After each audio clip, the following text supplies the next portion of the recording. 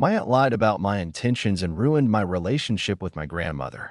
She wants to make peace, but every time she tries to explain herself, it feels like she's only making things worse.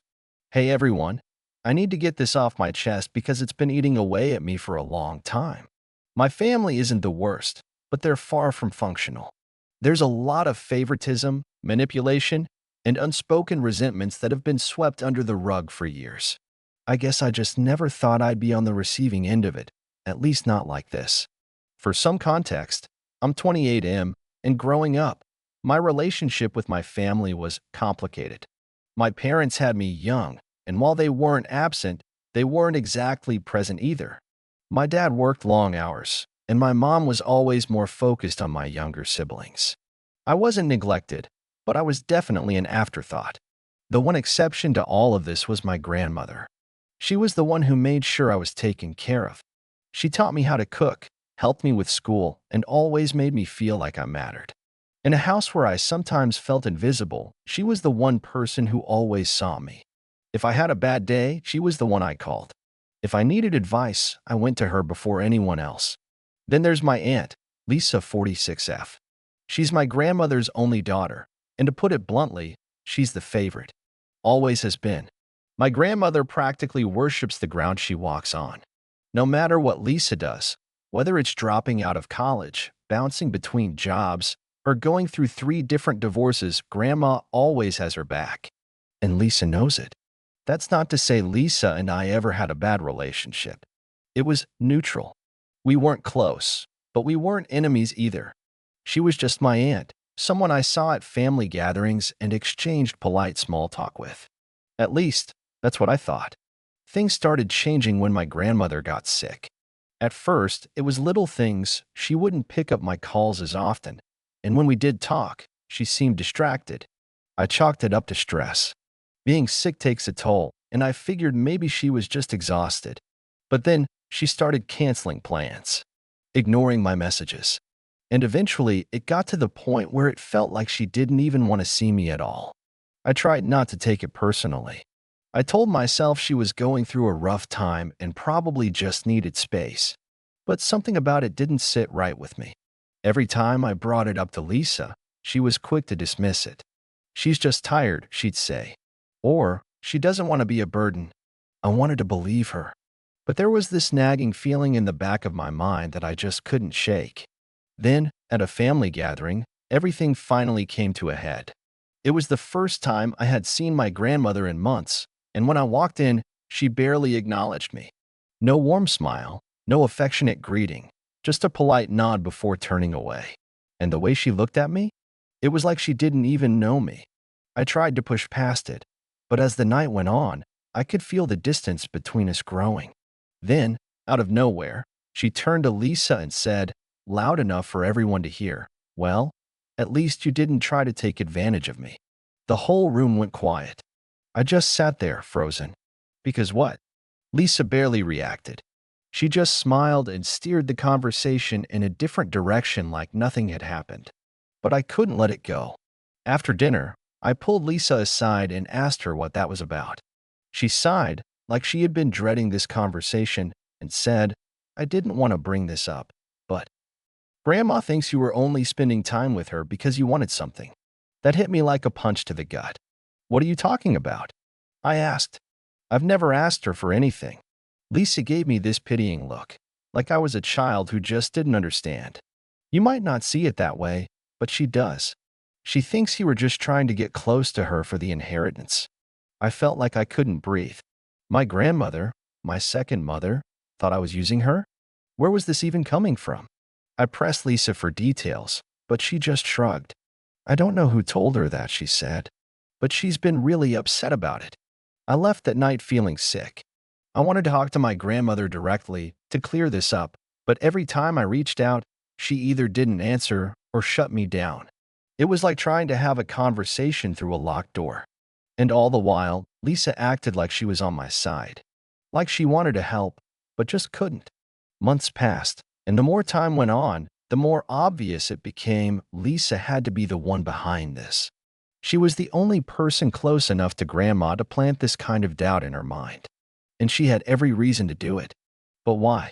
For a while, I kept trying to get through to my grandmother. I called, texted, even stopped by her house once, but every attempt was met with cold politeness or outright dismissal. It was like I had been erased from her life overnight. And the worst part? I had no idea what I'd supposedly done wrong. I wasn't perfect, not by a long shot. I had my fair share of screw-ups, and I wasn't always the most present grandson. I got busy with work, life, relationships, but never, not once, had I ever used my grandmother for money. The idea that she thought I would just sit around, waiting for an inheritance, it made me sick. At first, I kept my anger in check. I told myself that maybe this was all some huge misunderstanding, that Lisa had misinterpreted something or that Grandma had just gotten confused.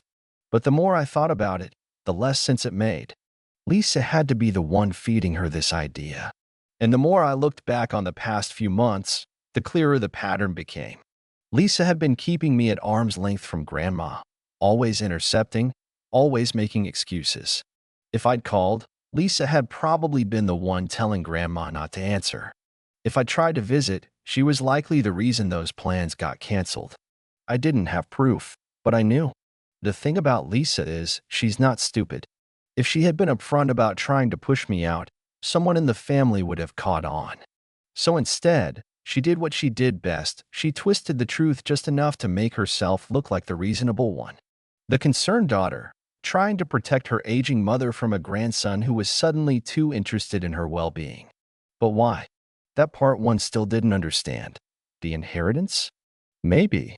Lisa was the kind of person who liked having control over people, and I wouldn't put it past her to make sure she was the only one in Grandma's good graces when the time came. But this felt personal. I wasn't some naive kid. I knew how my family worked. Money made people ugly. But Lisa had never seemed to care about me enough to see me as a threat. So why was she going out of her way to make sure I was cut off? That question nagged at me for weeks. Then, one night, I got my first real clue. I was at a cousin's wedding, one of those big family events where everyone drinks too much, and all the old grudges bubble to the surface. I had been avoiding Lisa all night, but eventually we crossed paths near the bar. She gave me this fake, sugary smile. "It's been so long since we talked," she said, tilting her head. "You never call anymore." I laughed.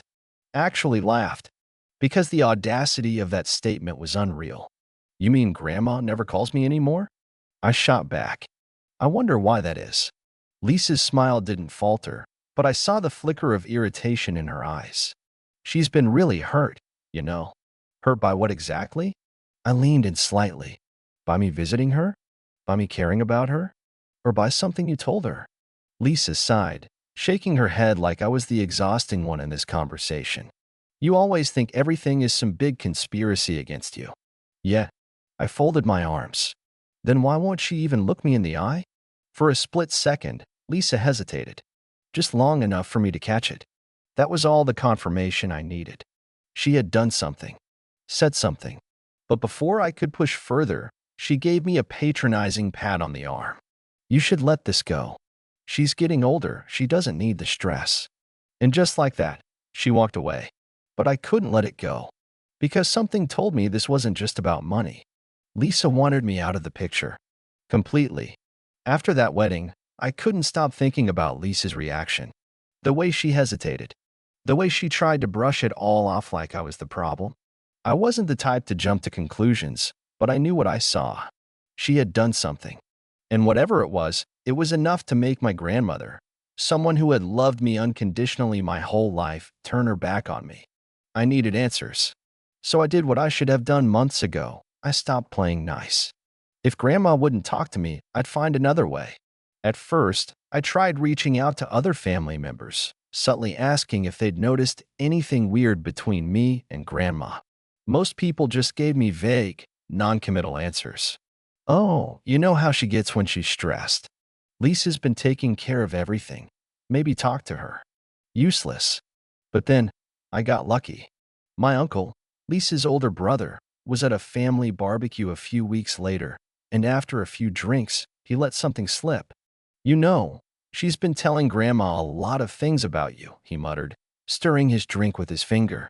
Not my business, but if I were you, I'd set the record straight. My stomach dropped. What kind of things? He hesitated, clearly debating whether he should say more. I leaned in. Please. He sighed. Look, I don't know everything. But she's been making it sound like you're only interested in Grandma now that she's getting older. That you've been talking about her will. That you're, I don't know, being opportunistic. My hands clenched into fists. I wanted to scream. Because that was the story Lisa had been feeding her? That's not true, I said, my voice low but firm. I know, my uncle said. But Grandma, she trusts Lisa. Always has. Of course she did. Lisa could do no wrong in her eyes. And now she was using that trust against me. I took a slow breath, trying to keep my anger in check. Exploding wouldn't help me here. Instead, I asked, did Lisa ever say why she thought that? My uncle frowned, thinking. Then he nodded slightly. She mentioned something about you asking Grandma for a loan a while back? I froze, because I had asked my grandmother for a loan once. 2 years ago, back when I was between jobs and struggling to cover my rent. I had asked both my parents and my grandmother if they could help me out. I told all of them I would pay them back within 6 months. My parents said no, but my grandmother, without hesitation, gave me the money. And I did pay her back. Every single cent. So that was it. That was the little seed of truth Lisa had twisted into something ugly. I felt like an idiot. Lisa hadn't even needed to make up a lie. She just took something real, changed the context, and let Grandma's own paranoia do the rest. And it worked. For the first time in my life, my grandmother saw me as a threat. But why go this far? Lisa had never cared about me before. She had never even liked me. Why was she suddenly so determined to push me out of the picture? Then, a horrifying thought crept in. What if she was planning something? What if keeping me away wasn't just about controlling the narrative? What if it was about making sure no one questioned whatever she was doing behind the scenes? I couldn't sleep that night. My mind kept circling back to the same thought. What if Lisa was doing something behind Grandma's back? It made too much sense. Lisa had always been reckless with money. She wasn't the type to save, and even though Grandma had helped her out financially more times than I could count, Lisa always found a way to end up in some crisis. Divorce settlements, bad investments, impulsive spending, there was always something. But Grandma never said no to her. If Lisa had been struggling again, maybe she needed another bailout. And if she knew I was around, maybe she worried that I'd ask questions, that I'd stop Grandma from doing something she shouldn't.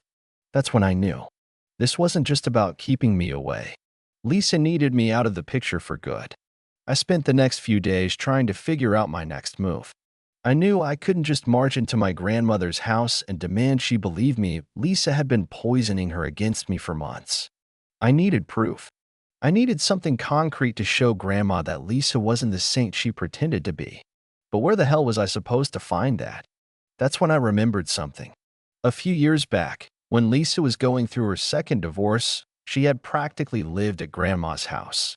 She stayed in the guest room for months, whining about how unfair her ex was and how she was barely scraping by. But then, out of nowhere, she got an apartment. A nice one, too. I had asked Grandma once if she helped Lisa pay for it, and she got all flustered and brushed me off. It's not important, she had said. She just needed a little help getting back on her feet. Back then, I let it go. But now? Now I wasn't so sure. I started digging. I went through old texts, old emails, anything that might tell me when exactly Grandma's attitude toward me changed. I wanted to pinpoint the exact moment Lisa got into her head. And then, I found something. A bank statement. It wasn't mine. It was a photo I had taken a long time ago, back when I was helping Grandma set up online banking on her phone. The statement was from 2 years ago, right around the time Lisa got her new apartment. There was a withdrawal for $35,000. My stomach dropped. Grandma wasn't rich. She had money saved, sure, but not that kind of money to be throwing around without consequence. Lisa had to be the one who took it. And if she had done it once, who's to say she hadn't done it again? A few days later, I went to visit Grandma. I didn't call ahead. I knew if I did, Lisa would find a way to be there, controlling the conversation. I wanted to talk to Grandma alone. When she answered the door, she looked surprised but not entirely unhappy to see me. That was a small victory in itself. I just want to talk, I told her. Please. She hesitated but finally let me in. I sat down at the kitchen table, the same one I'd sat at 100 times before. But this time, it felt different. The warmth was gone. Grandma, I started carefully, I know Lisa's been saying things about me. And I know she has you convinced that I only care about your money. But I need you to hear me out. Her lips pressed into a thin line. You did ask me for money. I exhaled slowly. Yeah, I did. But I also paid you back. Every cent. She looked away. Lisa ever pay you back? I asked. That got her attention. She frowned, clearly caught off guard. Lisa's going through a lot. She always is. Silence. I knew I had to be careful here. Pushing too hard would make her shut down, but I needed her to start thinking. Do you remember when she moved into that apartment after her divorce? I continued. I was looking through some old records. You took out $35,000 right around that time. She stiffened. Did Lisa tell you she'd pay it back? Grandma's jaw tightened. That was all the answer I needed. I could see it happening in real time, the doubt creeping in, the puzzle pieces clicking into place. Grandma, I love you, I said, my voice steady. I don't care about your money. I never have. But Lisa? She does. And she's been keeping me away because she doesn't want you to realize that. Her fingers twitched against the table. Lisa would never what? I cut in. Take money? Lie? Manipulate you? Because I promise you, she would. Her eyes darted away, and I could tell she was remembering things. The excuses Lisa made. The time she asked for a little help. The way she'd always been there, whispering in Grandma's ear, turning her against me. Then, right on cue, the front door opened. Lisa. Her smile dropped the second she saw me sitting at the table. Oh, she said, voice tight. What's he doing here? Grandma's head turned slowly, eyes narrowing at Lisa in a way I hadn't seen in a long time. And that's when I knew. Lisa had finally lost her grip. She must have felt it, too, because she immediately went on the attack. What lies has he been telling you, Mom? She scoffed. I told you he was only coming around to guilt trip you enough. That single word from Grandma stopped Lisa cold. I almost felt bad for her. Almost. Because the look on Lisa's face when she realized that she wasn't in control anymore? That was priceless. Grandma turned to me, her voice quieter now. I think I've made a mistake. So that's where things stand right now. Lisa has been avoiding me ever since that conversation. She hasn't outright admitted to anything, but Grandma is definitely seeing her in a different light now. She hasn't come out and apologized to me yet, but I can tell she's questioning a lot of things. It's awkward, though. Part of me feels relieved that I finally got through to her, but another part of me wonders if I went too far. I didn't want to cause a huge family blow-up, but I also couldn't just let Lisa keep poisoning my relationship with my grandmother. Now the family is split. Some people think I was right to step in and expose Lisa, while others think I should have just let it go and not stressed Grandma out. Lisa, obviously, is playing the victim, telling everyone I'm trying to turn Mom against her, out of spite. So, am I the a-hole for confronting Lisa and forcing Grandma to see the truth? Or should I have just left it alone? Would love to hear your thoughts. Was exposing the truth the right move? Or should they have let it go for the sake of family peace? Let us know what you think in the comments, and don't forget to like and subscribe for more insane stories like this.